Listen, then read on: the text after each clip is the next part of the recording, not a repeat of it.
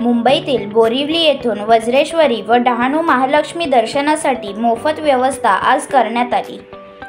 हा उपक्रम प्रतिभा नंदकुमार चॅरिटेबल ट्रस्टतर्फे राबवण्यात आला असून शेकडो महिलांनी यात सहभाग घेतला आहे। या दर्शनासाठी 7 पेक्षा जास्त बसची सोय करण्यात आली होती। नवरात्री उत्सवानिमित्त महिलांना धार्मिक स्थळांचे दर्शन घडवून आणण्यासाठी हा उपक्रम आयोजित करण्यात आला आहे। ट्रस्टच्या शलाका कदम यांच्या नेतृत्वात ही सेवा यशस्वीरित्या पार पडली। महिलांनी या उपक्रमाचे स्वागत करत आयोजकांचे आभार मानले।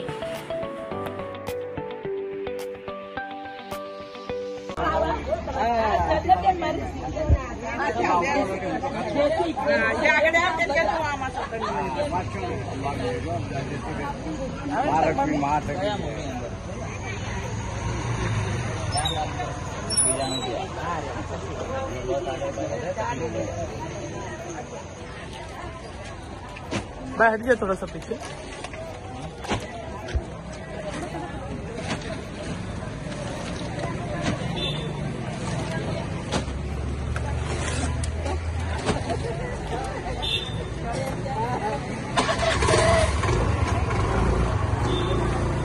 गिरते गिरते बच गया, वो हल्का बारिश था ना, गाड़ी स्लिप हो गया।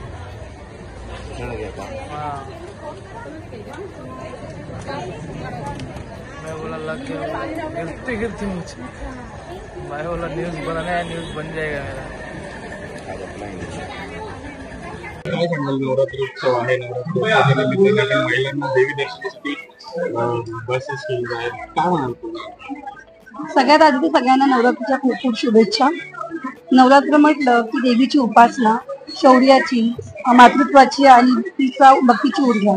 अशा वेळेला अनेकांना आपल्याला असं वाटतं की देवीच्या चरणी जाऊन आपण नतमस्तक व्हावं।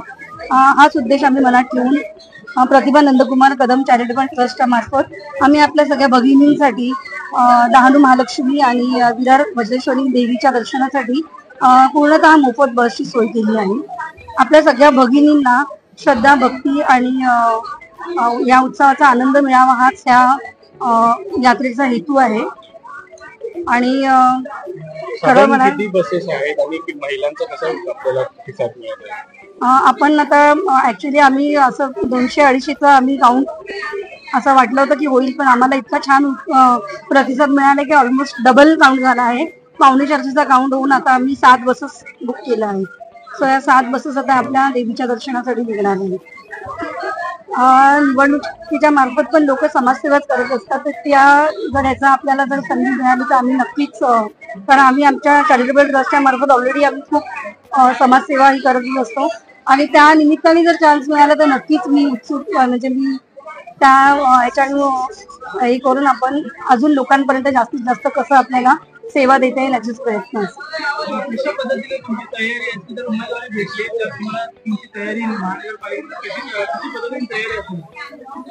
आता हे आपण बऱ्याच गोष्टी आता आपण सगळे उपक्रम करत आहोत आपल्या ट्रस्टच्या माध्यमातून, जेणेकरून आपण आता सगळ्या महिलांपर्यंत पोहोचतो। आणि मला हेच आहे की माझं स्वतःचं असं पर्सनल मत आहे की महिला या स्वतः सक्षम असल्या पाहिजेत।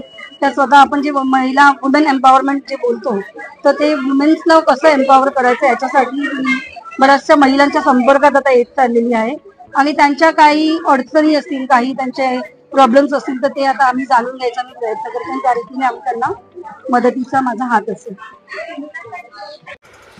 नवीन नवीन घडामोडी पाहण्यासाठी आजच आम्ही मुंबईकर 24 तासला लाईक करा, सबस्क्राईब करा आणि अपडेट रहा।